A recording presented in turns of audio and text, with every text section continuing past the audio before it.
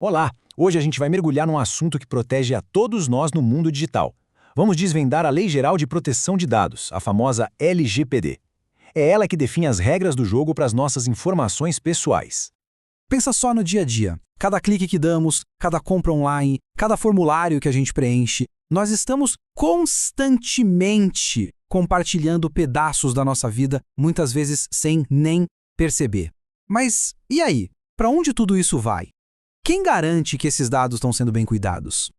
É exatamente para responder a essas perguntas que a LGPD existe. Ela é a resposta oficial do Brasil. Pense nela como um grande livro de regras, um manual criado para proteger direitos fundamentais de todo mundo, liberdade e privacidade. E olha, o alcance dela é bem grande, viu? Não importa se é uma gigante da tecnologia, a padaria da esquina ou um órgão do governo. Se lida com dados de brasileiros, tem que jogar segundo as regras da LGPD. Simples assim. Tá, mas então quer dizer que ninguém pode mais usar dado nenhum. Não é bem por aí. A LGPD, na verdade, coloca condições bem claras para que uma empresa ou o governo possa tratar nossas informações. Vamos entender direitinho quais são essas condições. Muita gente acha que as empresas sempre precisam da nossa autorização, do nosso ok para usar os dados. Mas o consentimento é só uma das justificativas. A lei prevê várias outras, como, por exemplo, cumprir uma obrigação da lei. Pensa na hora de emitir uma nota fiscal. Eles precisam dos seus dados para isso. Ou então para executar um contrato que a gente assinou, tipo uma apólice de seguro. E mesmo quando a base é o consentimento, não é qualquer sim que vale, não. A lei é muito clara. A escolha tem que ser genuína, sem pegadinhas ou letras miúdas. A empresa tem que dizer de forma cristalina para que exatamente ela quer usar aquela informação. E aqui está uma verdadeira virada de jogo. O famoso ônus da prova foi invertido. Agora, não é mais a pessoa que tem que provar que não autorizou. É a empresa que coleta os dados, que a lei chama de controlador, que tem a obrigação de provar que conseguiu a permissão do jeito certo. A LGPD também entende que algumas informações são, digamos, mais delicadas que outras. Por isso, ela criou uma categoria especial, os dados pessoais sensíveis. E para eles, a proteção é ainda mais rigorosa. A lei faz uma distinção bem importante. Dados pessoais são aqueles que te identificam como nome, e-mail e telefone. Já os dados sensíveis são aqueles que, se expostos, podem gerar discriminação. Sua origem racial, sua religião, opiniões políticas, dados de saúde. Justamente por serem tão delicados, a regra para tratar dados sensíveis é mais dura. O consentimento tem que ser, como a lei diz, específico e destacado. Ou seja, a permissão tem que ser para aquela finalidade exata e apresentada de um jeito que não deixe nenhuma, absolutamente nenhuma, dúvida. É claro que existem exceções, mas são pouquíssimas e bem específicas. O artigo 11 da lei lista essas situações, como, por exemplo, para proteger a vida de alguém numa emergência ou em estudos de saúde pública.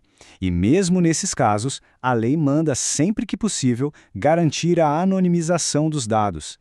Bom, até agora a gente focou bastante nas empresas privadas. Mas e o governo? Como fica? Pois é, a LGPD também tem regras bem claras sobre como os órgãos públicos devem tratar os dados de todo cidadão. Vamos imaginar um cenário aqui, que aliás é inspirado em discussões reais. Pensa só, um órgão do governo tem uma lista de consultores financeiros. Aí chega um banco privado e pede essa lista para oferecer empréstimos para essas pessoas. Pela LGPD, isso pode. Olha, a lei é bem direta ao ponto. O artigo 26 basicamente proíbe o poder público de sair por aí entregando suas bases de dados para empresas privadas. Ponto. A não ser em algumas exceções muito específicas. Portanto, a resposta para a nossa pergunta é não, pedido negado. O órgão coletou aqueles dados para regular o mercado, não para virar lista de marketing de banco. As finalidades são completamente diferentes. E esse princípio, o da finalidade, é uma das chaves da LGPD. Mas isso não quer dizer que o governo está proibido de compartilhar qualquer dado. Existem situações legítimas, claro. Por exemplo, para executar uma política pública ou quando uma lei específica permite. A grande questão é que são sempre casos controlados e com um propósito muito bem definido.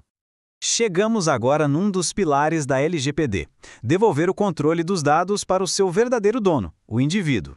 A lei garante vários direitos sobre todo o ciclo de vida das nossas informações, desde a coleta até a hora de apagar.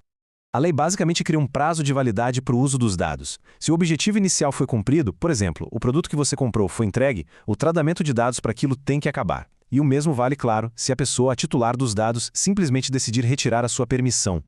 E esse ponto é muito poderoso. Todo mundo tem o direito de mudar de ideia. A qualquer momento, o consentimento pode ser retirado. E o mais importante, o processo para fazer isso tem que ser fácil e de graça. A empresa não pode criar um monte de barreiras para dificultar essa revogação. Essa é uma excelente pergunta. O tratamento terminou, os dados são apagados e fim da história? Bom, a regra geral é essa. Mas a LGPD sabe que existem algumas situações em que as informações precisam ser guardadas. A lei permite guardar os dados em casos bem específicos. Por exemplo, para cumprir uma outra obrigação legal, como guardar registros fiscais por alguns anos. Eles também podem ser mantidos para pesquisa, mas aqui tem uma condição fundamental. Sempre que possível, esses dados devem ser anonimizados, ou seja, alterados de um jeito que não seja mais possível identificar a quem eles pertencem. E com isso, a gente chega a uma reflexão final. A LGPD nos deu ferramentas de controle muito importantes, mas a tecnologia, ela não para, né? Ela avança todo dia. A lei foi um passo gigantesco, sem dúvida, mas o debate sobre privacidade está muito longe de acabar. Isso nos deixa com a pergunta: nesse mundo digital do futuro, o que vai ser considerado controle suficiente sobre as nossas próprias informações?